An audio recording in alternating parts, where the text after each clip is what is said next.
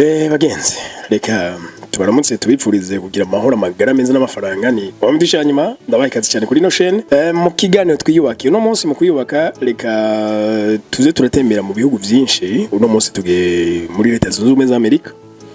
Leta Zunze Ubumwe za Amerika na karere n'ahantu hifuzwa na buri muntu wese. Ndavuga cyane bari ku mugabane wa Afrika, ndavuga n'abari ku mugabane wa Aziya. Hari n'abamwe bari mu bihugu by'Uburayi benshi bifuza gushikayo mugabo bikagorana. Ahantu rero bifuza benshi gushika ni hamwe mu hantu umuntu ashobora guterera imbere bimworoheye, ariko kandi bishobora no kwanka ko aterera imbere kandi ubona abagenzi bari ko baratera imbere. Ngaha tugiye kuvuga ibintu bishika bitanu binako bishika 8 bishobora gutuma umara imyaka myinshi uri kurakora muri Leta Zunze Ubumwe za Amerika mugabo gutera intambwe bikanga. Aha ndavuga cyane abanyafrika, abo nabo bakaba barimo abarundi, abanyarwanda, abakongomani, hari ndiko ndavuga abumva ururimi ndiko ndakoresha. Ibikorwa nyamukuru usanga abantu bariko barakora muri Leta Zunze Ubumwe za Amerika, benshi bakora mu factories, abandi bagakora mu bijanye n'ubuvuzi, abandi mu mamagaze, gukora mu office. Bagenzi, ntabwo ari ikintu ca benshi, ariko navyo birahari, birabaho kuko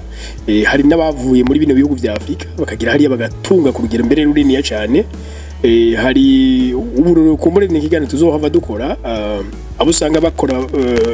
nk'igiringo runaka akora muri factory mugabo mu nyuma naho gacashinga company yiwe runaka. Barahari benshi, intahe zabo tuzozibumvisha, ahubwo tunamenye bo babigenje gute, kubera iki abandi bamara imyaka n'iyindi bikabananira gutera intambwe, mbega no kubishaka kwabo no kubigira n'ibirangana. Aha tugiye kuvuga ibintu bishika 8 bituma umuntu asanga yarakoze imyaka myinshi mugabo bikarangira go myaka enye. Icambere hari ico bita isolation, ukwigunga. Ukwigunga bagenzi, burya ukwigunga biratuma utamenya amahigwe menshi. Wewe uravyutse urana ko itazi ne barakoresha umwanya bagenzi, nta umugani wa mukombozi nta mwanya wo kuraba umwanya. Donc bavyuka kare bakirukanga bagakora, bavayo baza gusanga nubundi muhira bategerejwe n'ibintu byinshi, kuko si bya bindi byo ngahi Bujumbura canke ngo ndasize abakozi muhira barabinkorera, no tashi nuza kubikora. Bityo rero uza usanga ikintu cyambere kigoye no kujera umwanya, ariko umwanya se ushiraho abantu n'abantu bashiraho umwanya. Donc kupanga umwanya birashoboka, ariko benshi rero bama bari pour, benshi bama bari pour. Ngira ngo ababayo mvuze ijambo pour, ngira muragyumva ni hajye umuntu yama ari stressé, yama yumva menetse umutwe, yama yumva birimo byinshi akora mugabo ntabone ico yagezeko, washaka kandi naronka n'amafaranga mugabo ntabone ntagirica mu marira. Donc harimo byinshi muri iryo jambo rya pour, benshi rero usanga bari pour. Ikintu rero cyo kwigunga no ni kimwe mu bintu by'inzitizi ku banyafrika bari USA. Hariho ikintu cha missed opportunities, kutamenya ukuntu wokoresha amahirwe. Donc ivyo biraza gutuma umuntu yamahirwe mbega yayamenye no ntiyamenye kubera iki ari wenyine, donc ari mu bwigunge. Hari ikintu kiba ugasanga ni kimwe muga kiraza kuba inkwezi y'ibindi byinshi. Ubwigunge bwawe buraza gutuma utaza kumenya aho abandi bageze, amahirwe runaka. Donc uburyo barondera akazi, uburyo barondera ibi bya immigration, byinshi kwira kwigunga. Ariko hari amashira hamwe yabava mu gihugu iwanyu, dufate ni muri nk'umurundi cyangwa umunyarwanda, hari amashira hamwe ahuza abantu, hariho ama église, donc imyizerere bihuza abantu, hariho ama organisme, donc ama organisation usanga yubakiye kuri culture, donc abo muhuje imico byose birahari muga deke utabijamwo usanga uri nk'umuhomvyi ico rero cha missed opportunities ifoko ukigwanya muga ugira ico gishobore ni mpaka ubanze wikuri mu bwigunge urakeneye abantu no baragukeneye donc muri wa mwanya muke ushoboka urondera ukuntu uvuga n'abandi urondera ukuntu joining abandi ama communauté donc uyajimo oui ari ikindi cya lucky of education bagenzi burya ni byiza kwemera yuko hari ibyo utazi hari no kwemera kandi ko hari n'ibyo uko muri udashoboye hari nibigoye kutahura bashaka kandi washaka babikumvirije babikweretse mugabo nimba hari ubumenyi runaka ubona ukeneye fa kuja kubwira nimba utanabona ko bukeneye ahubwo niho usanga haza gukomoka inkwezi ibindi byinshi kandi bizoza biri ari bikubomora atari bikubaka urabona dufate nk'umuntu yizaye computer 2020 umunsi 2026 hari ibindi byinshi amani ma programme menshi bongeyemo nuvuga nimba dashatse kwiga i 2026 hariho byinshi atazomenya jewe aho nkorera hariho aho bakora donc bagira réparation y'ama telefone donc ama iPhone gusa ariko uravye ivyigwa bagira kubiriye ejo umuntu basohoye iPhone 10 na kangahe 17 na kangahe ivyo rero biza gutuma wa muntu natemera kwiga iyo telefone niza cyangwa kagira ikibazo izoshimurana gukora ku bantu bize ibi by'ama computer science nukuri ugumije mu mutwe naravyize usanga tabude kuraje rero iyi monde murabona hiri kiraja uno munsi rikigenda twinjiza mu bikoresho bijanye na intelligence artificielle nimba udahizemo kuvyiga ni kibazo gikomeye ufise kubera ko igihe kimuzo usanga uri kurakora ibintu bidahuye n'igihe bidonko bitajanye n'igihe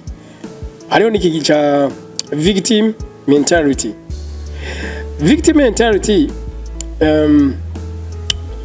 Banki Mondiale World Bank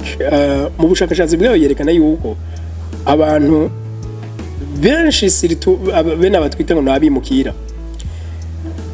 ikibazo bagira misi yose icambere baraza kuranirwa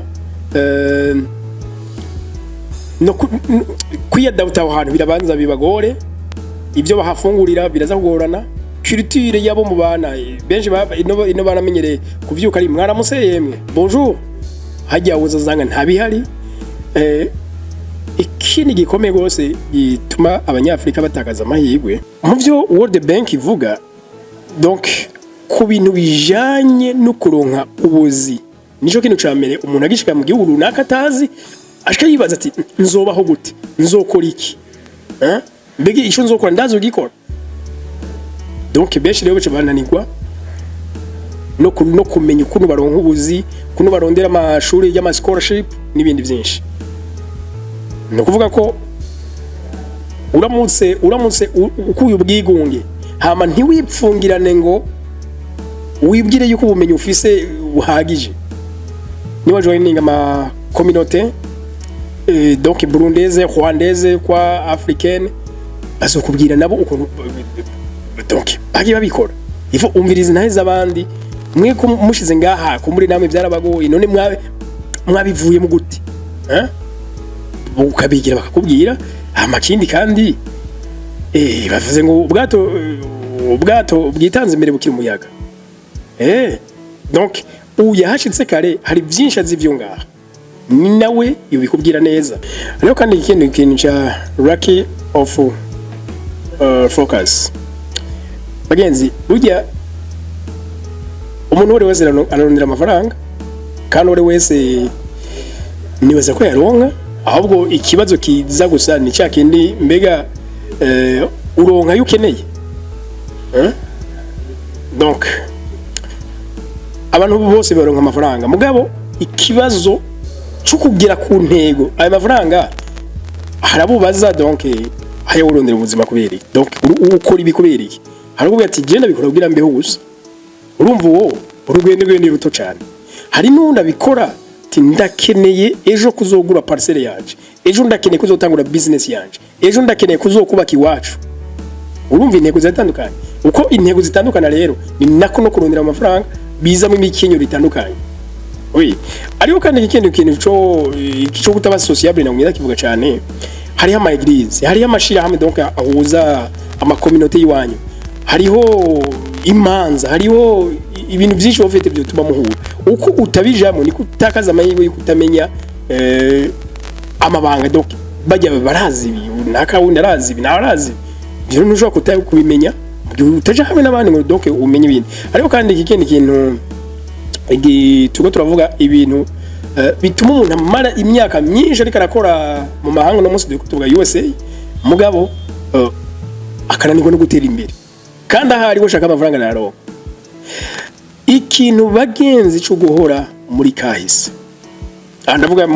ni muri kahise kivyakubaye ko kivyabaye kubawe ukirino donc ukiri mu gihugu par exemple ni yababagire nabi intambara zabaye ni injyane z'amoko ni injyane z'imigambwe kwa ivyo ugasanga wewe huri byanse kukuvamo en fait wowe ico gihe ni uba wanse kuva mu gihe mu bundi gihe donc ico gihe kije kikubamo donc gerageza kubera igihe abantu bazanga nk'ahara baremyi bigihe igihe urakirema ndi muri 2026 sinkene kurazwa ishinga n'ibintu vy'imyaka vyaheze no ni ndazwa ishinga ngo ni biri imbere bikinaririye donc ibwizo gukora ariko kandi ikintu kijanye n'ugusamazwa n'ivyamoko n'ivy'imigambwe bibiri mu gihugu ukomokamo aho uri wewe hari amoko menshi umburu kandi donc yibaniye neza nta kibazo na kimwe mugabo ugacuwe usanga uri kurazwa ishinga n'ivyamoko wewe huri ntaco bitwaye ahandi wanyi ukomoka donc mu philosophe ni Plato bivuga ngo hari ikintu bita mythe de la caverne kwipfungira ahantu bikanga yuko ahanda hava wewe wagiye urashitse Etats-Unis USA hagiye umubiri gusa ubwonko ubwenge ukwiyumvira imitekerereze cyose biracari muri Afrika mu kwiyubaka rero uhindura mentality you need to change your mindset hama ibisigiye utangure kwiyubaka